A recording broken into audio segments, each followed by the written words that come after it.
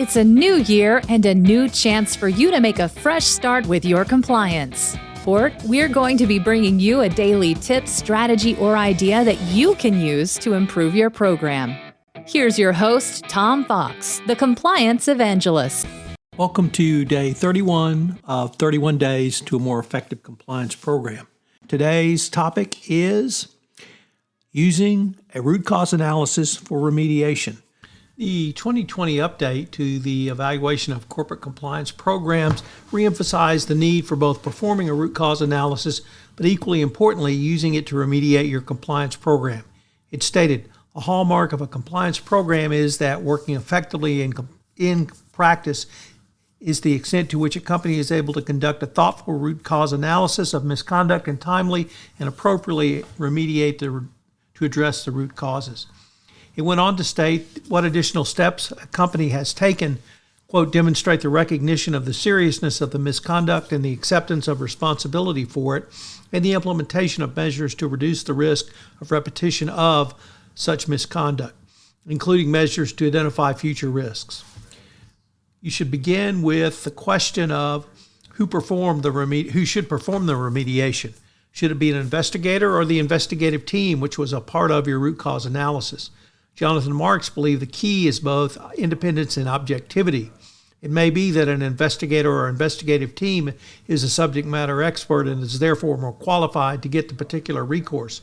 Yet, to perform the remediation, the key is to integrate the information developed from the root cause analysis into the solution. Marks further noted that companies may have deficiencies in internal controls. More importantly, the failure to remediate gaps in internal controls provides for the opportunity for additional errors or misconduct to occur, and thus could damage a company's credibility with the regulators.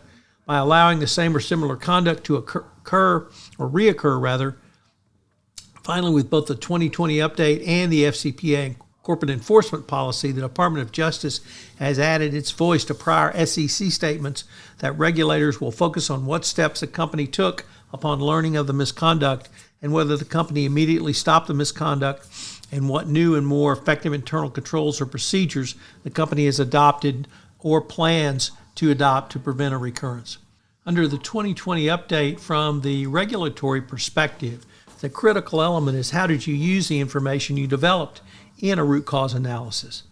Every time you see a problem as a CCO, you should perform a root cause analysis.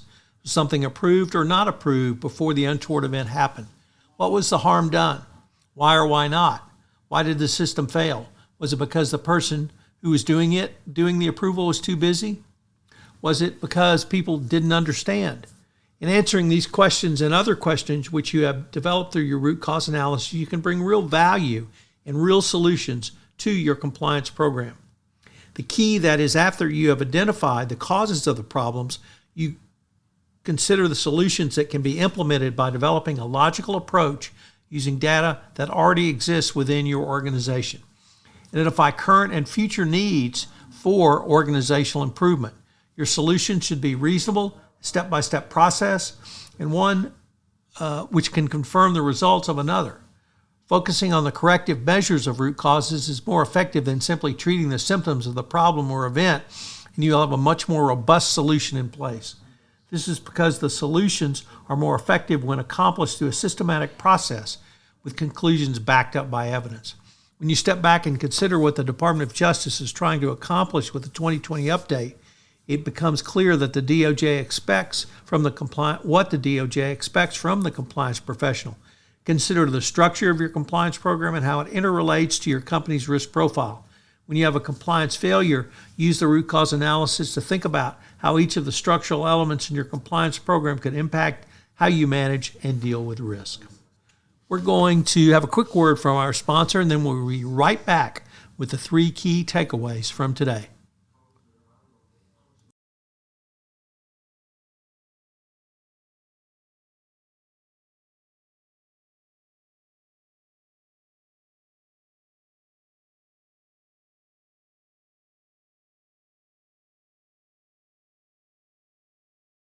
So what are today's 3 key takeaways? Number 1, Jonathan Marks has said the key is objectivity and independence of the person who performs not only the root cause analysis, but equally importantly, the remediation.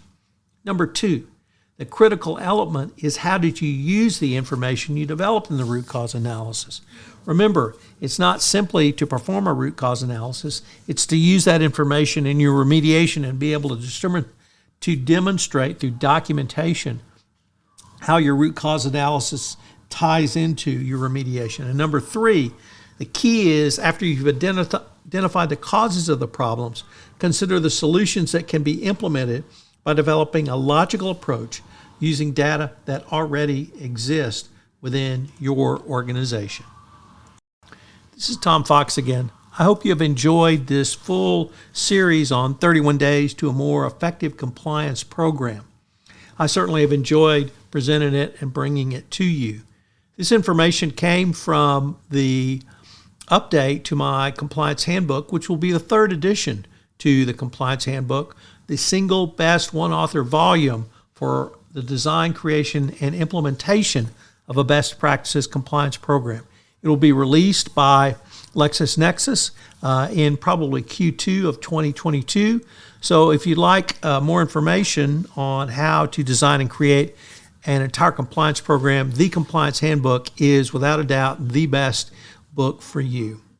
If you have any questions, you can reach me at tfox@tfoxlaw.com. Thanks again, and I look forward to visiting with you again. This podcast is a part of the C-Suite Radio Network. For more top business podcasts, visit c-suiteradio.com.